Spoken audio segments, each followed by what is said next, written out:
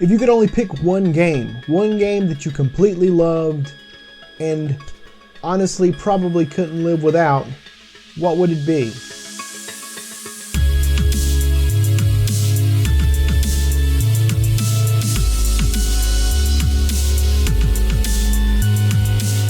Hey guys, this video is about love, and I know it's the end of February, and that's just kind of the thing this month. And if you've noticed, a lot of my videos have had that kind of peppered in there, this notion of love. Like, you know, I had the couples thing, and I had a video about a game based on B movies, which I love. This is no exception. I was thinking about it the other night that, like, what if I had to pick one game? Like, if there was just this one game that I love so much that I, for lack of a better way to put it, I just couldn't live without it, what would it be? So I decided to reach out to some friends of mine, and I put a blanket post out there, and some people responded and gave me their answers. So I'll let them share their opinion first, and then I'll give you mine. That's good black coffee. Weekend Game Guy, you were right. Hi there, I'm MichaelBtheGameGenie, and apparently, I like video games. So, Chris has asked me to stop by to answer a question for him. What is the one game that I absolutely could not do without? It's a really unfair question there, jerk. But, realistically, yeah, I think I can nail it down. It's Amagon.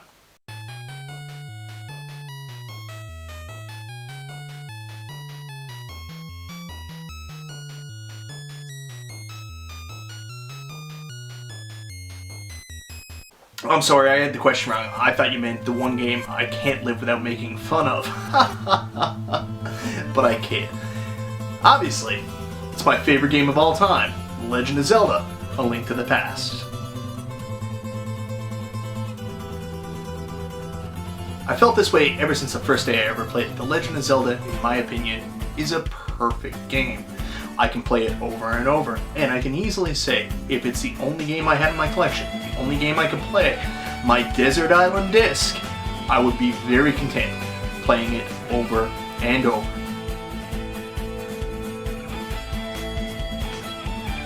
So guys, that's right, the one game I can't live without is The Legend of Zelda: A Link to the Past. Of course it's The Legend of Zelda: A Link to the Past. Anything else would be uncivilized.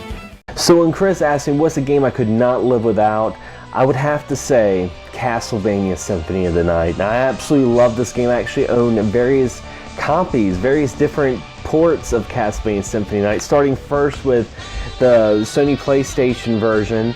I also have a portable version with the Castlevania Dracula X Chronicles on the PSP, and I have a physical version of Castlevania Symphony of the Night on the Capcom Classics on the Xbox 360. Now, I also have this on many different emulation. I have Castlevania Symphony of the Night on my smartphone. I just absolutely love this game, and what makes me love this game so much is the fact that there's so much exploration to Castlevania Symphony of the Night. I feel like, you know, 10 years from now, there's people going to be finding new ways to find secrets in Dracula's castle. So I love this game. I love the hand-drawn pixel art. When it came out at a time when everyone was all about 3D polygons, it showed you that a game doesn't have to look realistic to be fun, you know. And I love the soundtrack to it, the beginning, the terrible voice acting in it as well. That is a game, I have to say, that it has to be in my collection. It's a game I could not live without. Hey everyone, Nathan here from Save Your Game. Today we're talking about games that we absolutely love, and perhaps even games that we couldn't even live without. Now for me, when I thought about this topic, the game that came to mind was The Witcher 3 Wild Hunt. It's one of my favorite games of the past few years, definitely of this console generation, and if not, of all time. The reason I love it so much is probably because of my deep love for fantasy settings and stories and worlds with swords and sorceries and different races and creatures. And as someone who's grown up loving stories like that, it's kind of an obvious progression for me to get really into a game that doesn't necessarily hold your hand and allows you to experience something a little darker, something a little more grown up.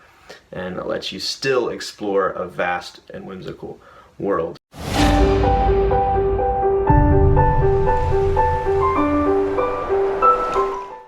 The world of The Witcher 3 Wild Hunt is one of the most lively worlds I've ever experienced in a game. Its colors, sounds, and ambience change smoothly and realistically.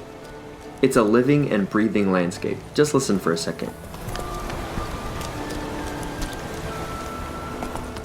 But the world's ambience isn't the only thing that makes it feel alive. It's chock full of things to do. Just look at this map. This is only a portion of it. There are chests to loot, monsters to kill, bandit camps to clear, and people to save. Now, a lot of open world games do this, but The Witcher has an incredible amount of variety even in its similar tasks. No two bandit camps are the same. The people of The Witcher's world also make it feel alive, each one having motivations and stories to tell. Keep my eyes open.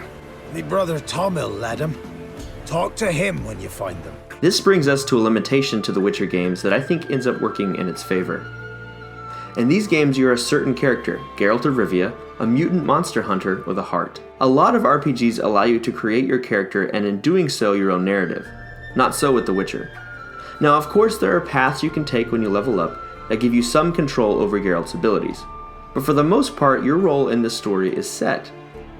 This character development is also tied to Geralt's attitude.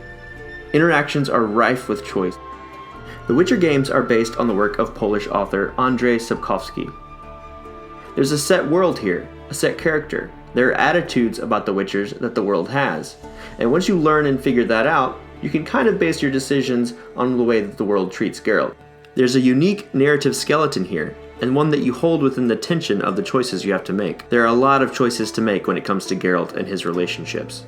I won't go too deeply into spoilers here, but The Witcher has some of the most difficult choices in any game I have played. Most of the time, there isn't a clear-cut right or wrong. Both choices have pros and cons, and sometimes you don't see them until much, much later. It absolutely is built to keep you on your toes.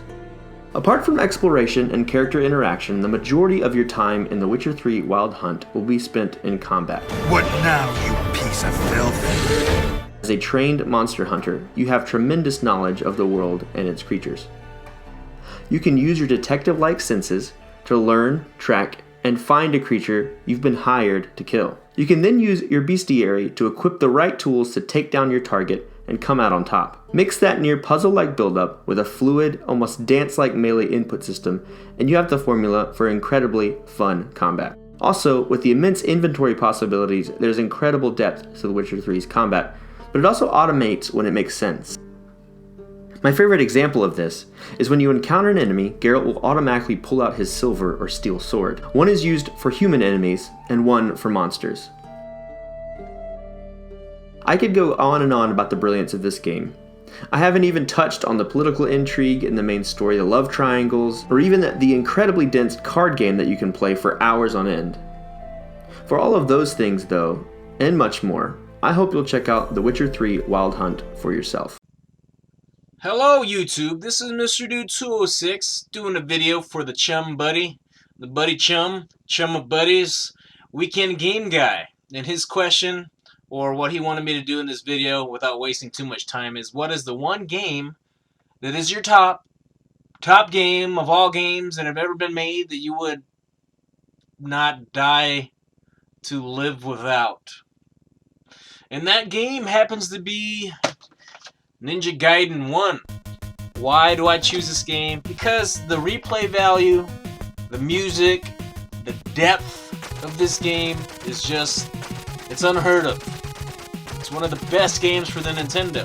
You can't say Nintendo without thinking of Ninja Gaiden. You can't play this game without being pissed off, but yet you strive to proceed to do better and beat the game. And plus, it's classic. You can't beat a classic game for the Nintendo. And if I just had one game to play for the rest of my life, I guess I can jam to the tunes in this, or just play this game over and over and be frustrated for the rest of my life.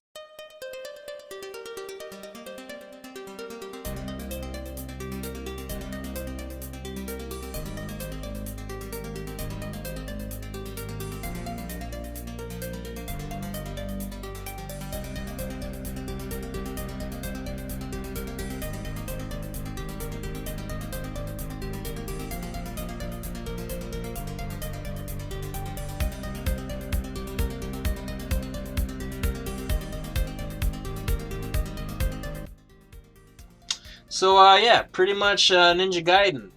Play this a lot, and I just love the story. It's about a ninja guy of the Hayabusa family that realizes that he's part of lineage that's trying to save the world from destruction from these statues that are evil. And his pops is, yeah, spoiler alert, his pops is dying, so he gotta help his pops and get these statues and get reunited with all the other statues so that the evil people, Jackio, the dude that looks like a purple blob, and evil, I'll put a picture right here, that he doesn't take over the world. And, it's just about spying and espionage and ninjas. You can't go wrong with this, and plus I really, really like how adult it is for the Nintendo. Because they really push the limits of the Nintendo with this game with the cutscenes, because back in the day, cutscenes were pretty much what Nintendo was all about, because you see a cutscene, you're like, oh snaps, it's a cutscene with text. And I just thought that was really cool back in the day. It was pretty. This game is pretty eerie too, but I'd say the jams and the music is pretty good. So I'm gonna go ahead and end this with a couple scenes of music, I guess. But anyways, Mr. Dude 206, thank you, Chris, Weekend Game Guy, for having me a part of your video.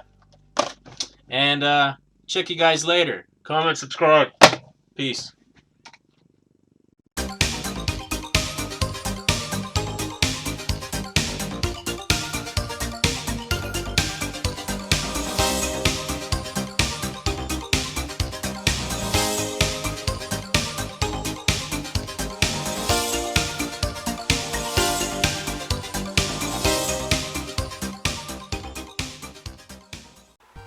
When I think of games that I absolutely could not live without, there's a number of games that come to mind.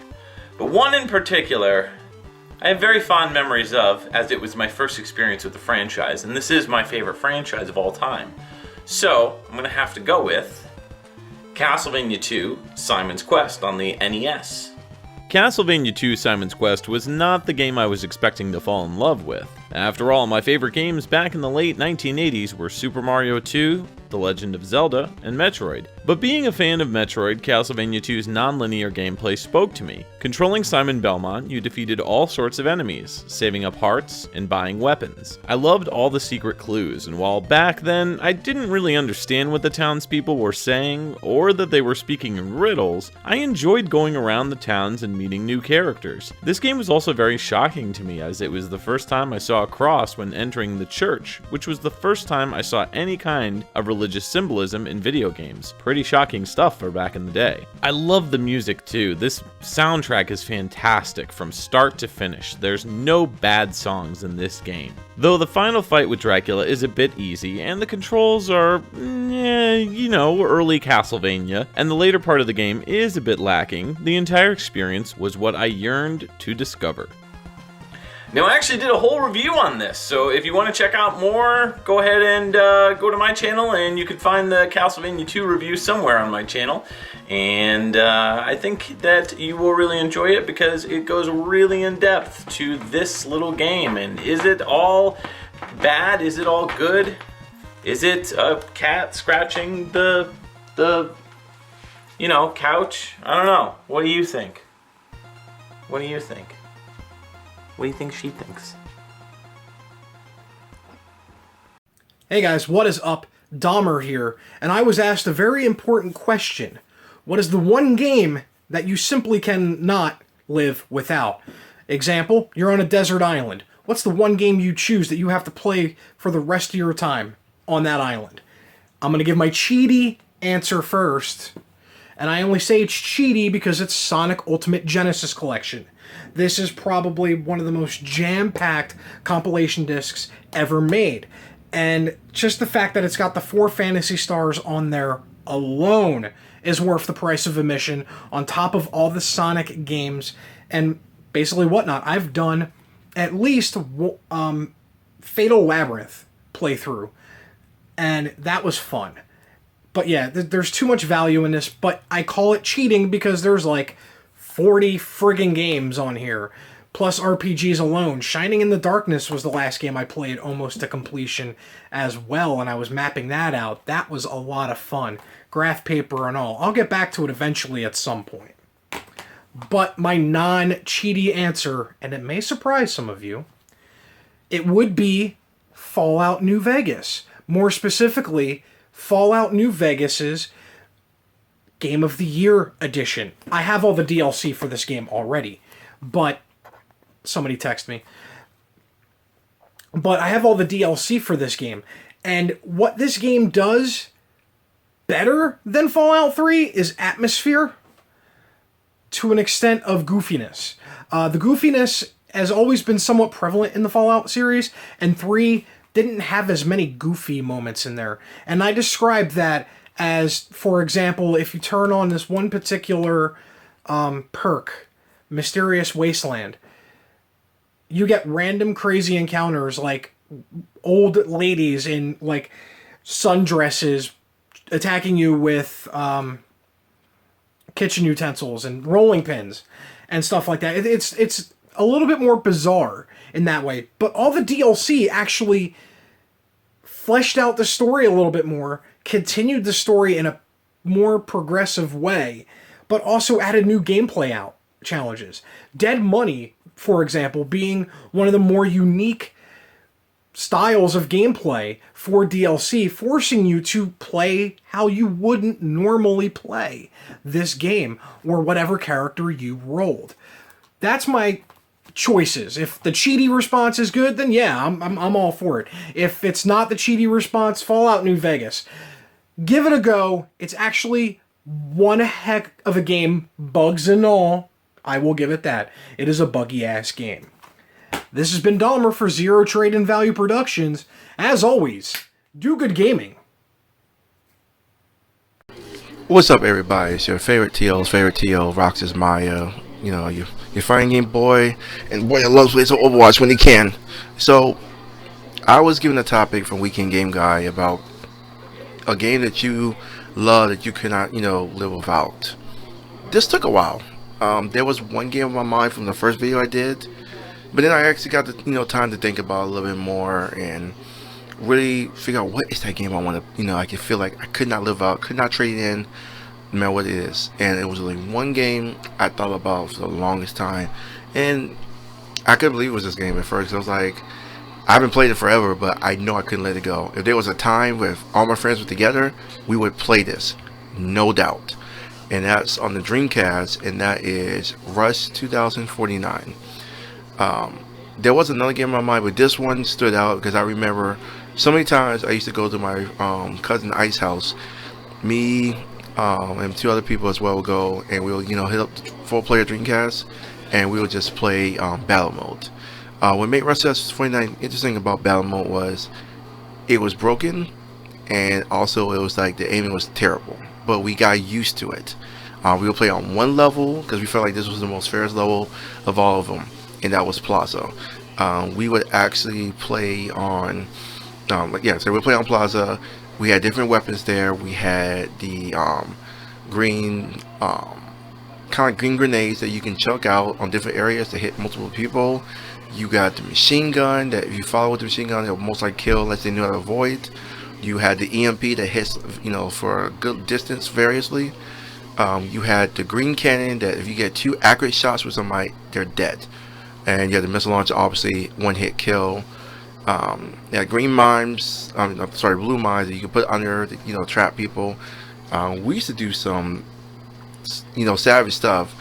My friend Ice used to leave mine right under the rocket launcher, so you had to go in there a different way to not get hit by it and still get the weapon.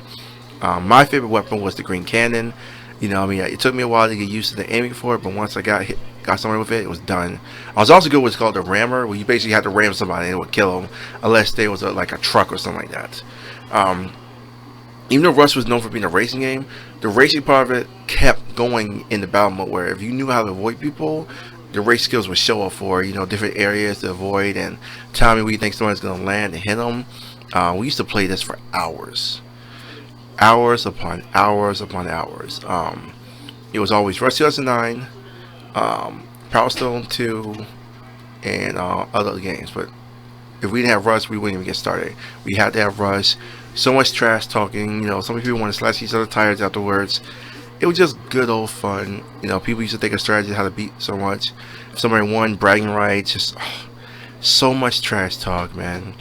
It's rare to see that nowadays, and that's definitely a game I could not live without. Definitely Rush Tales 49 on the Dreamcast for that battle mode. So I guess it's only fair that I share my opinion. I was actually surprised as I dug deep and really thought about this, but it was Sonic the Hedgehog Part 2, and I was really kind of surprised that that's what I chose. But here's the thing, anytime I'm bored and I just want to fart around and play a game for a couple seconds and just have a good time, I go to Sonic 2. Anytime that me and my son, he's 5 now, he and I play Sonic 2 all the time together. We've got it on the PlayStation, we've got it on Steam, we've got so many different versions of Sonic 2 that we can pretty much play it anywhere, anytime we want to. And we play it together all the time. And I didn't even think about it until the other day when I realized we were playing it. We were actually playing it on the PlayStation, and I was completely like, dude, we do this all the time. The game is good. Everybody knows that Sonic the Hedgehog 2 is a lot of fun. It was one of the first games I played on the Genesis, and I don't know, there's something there. And I guess things have changed. You know, years ago I might have said something a little more darker and grittier, but I don't know. Having a kid and sharing that experience with him is a pretty special thing, and I think that's part of what makes the game so important to me. So if I had to pick one, and that's it, it's going to be Sonic the Hedgehog 2. I cannot thank the guys that did videos for this little collaboration enough. I really appreciate it, you guys. And you know, if you're out there and you want to be part of one of these, I don't really discriminate. Just follow me on Facebook or Twitter or even Instagram. When I put the message out there, just let me know you want in, and we can work out the details. I'm more than happy to have pretty much anybody on board with these things, within reason, of course. Anyway, that's it. Thanks for watching.